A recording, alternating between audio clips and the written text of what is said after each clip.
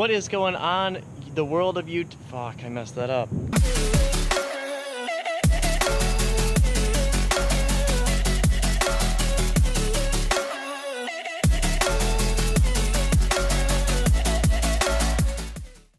What is going on, everybody? Grady here for another review, and today we're doing the 2001 Toyota MR2 Spyder. If you guys didn't already know, this is Toyota's basically response to the small compact sports car such as, you know, your modern day Miata, but this one is a little bit different. It's mid-engine. How cool is that? A Toyota mid-engine sports car. This is his third generation, which is the Spyder variant that you guys can all see, which is a first for the MR2. They actually were originally made in a T-top or a hardtop version, and for this third generation, which came out right in the late 90s, early 2000s, they made a Spyder, which was a little bit of a variation over what the car originally was new. You know, that it was a radical change for the most part for this car, but I still think it looks very nice. I think the exterior looks really solid. The headlights, I love the little headlights. I think they're so fun.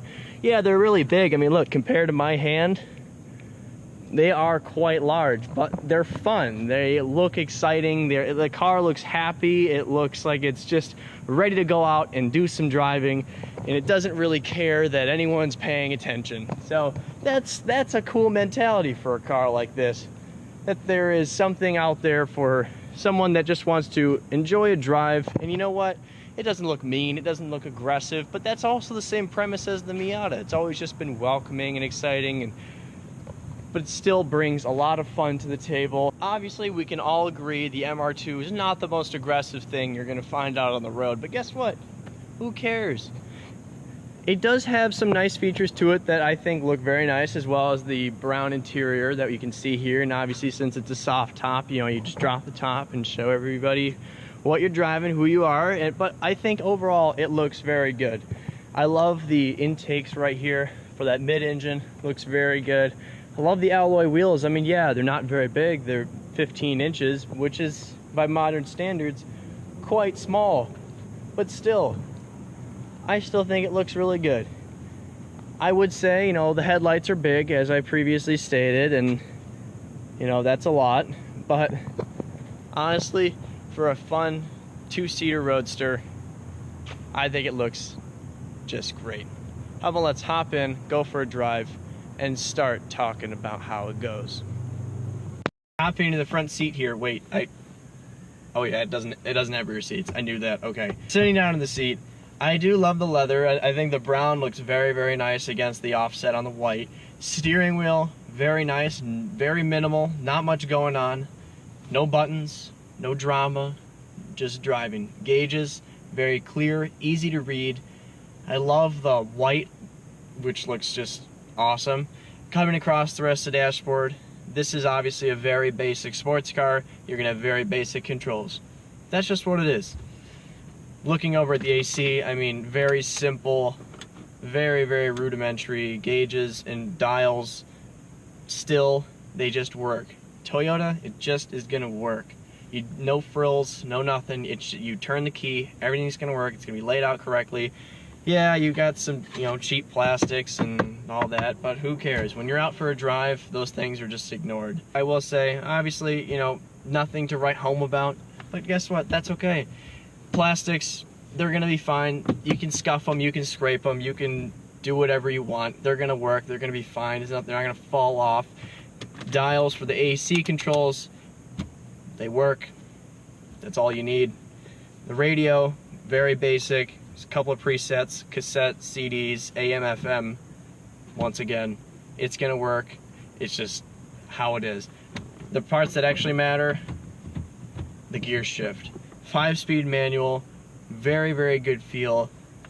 I love just the way it looks, the way you roll through the gears. I think it, overall, that's the most important thing for this interior, and they've done a very good job. I fit in it quite well. Obviously, the infinite headroom with the top down is nice. Top up, my head scrapes a little bit, but you know what? That's my problem. That's not your guys' problem. So let's just fire this thing up.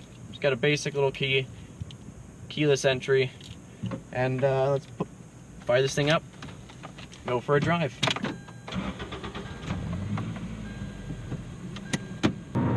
Hopping in the MR2. First things first, the steering. Telepathic. The car just darts from corner to corner. I mean, absolutely, without hesitation. Best handling car I think I've ever been in. It's proof that you don't need a super stiff suspension and really meaty tires to have a good handling car. It's all about the dynamics and the chassis control that really make a car handle well.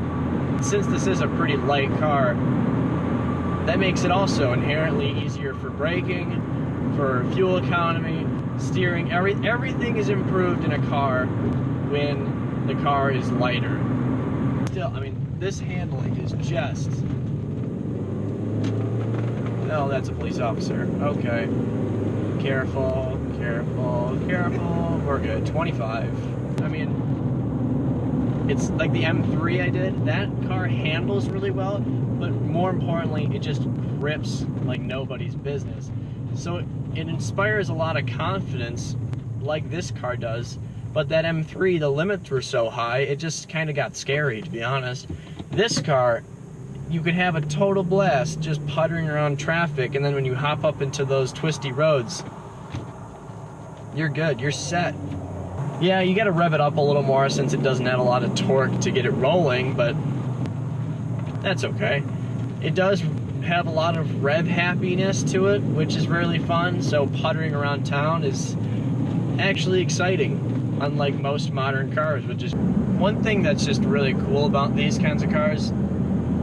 They're momentum cars. And if you don't know what that is, the name kind of explains it. When you're going through a turn, you don't have a lot of speed to pull you through. You don't have a lot of tire to get you through it all. Your suspension isn't super stiff, so there's nothing really keeping you planted. So what do? You learn how to carry a lot of speed. Goes and goes and goes and goes and goes and goes, and it just, hey, guess what? You look down at the speedometer and you're not going to jail yet. And that is just, that's the syndrome of any car person that has something like this, is just, you're just having a good time. You're not driving super fast, you're not ripping anyone's face off, you're not waking the whole neighborhood, but you are smiling the whole damn time. So I'd just like to thank the owner again for letting me drive this car. It's been a really, really cool experience, kind of an eye-opener for someone that just likes fun and nimble cars and doesn't mind not being the fastest guy out there, because that's for the next guy, honestly. If that is for you, by all means, the Hellcats, you know, whatever, the GTRs, everything, those cars are fast, and we all know that. But for someone that just wants to enjoy the drive, it's definitely one of my favorites. So I hope each and every one of you has an awesome day. Lots of content coming along this week. New car reviews, discussions, everything. If you want to buy some gear, check out the link in the description.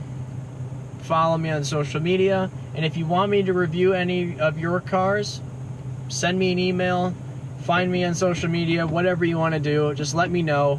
I'd be more than happy to talk about it with you. And I hope each and every one of you has a great day and stay awesome.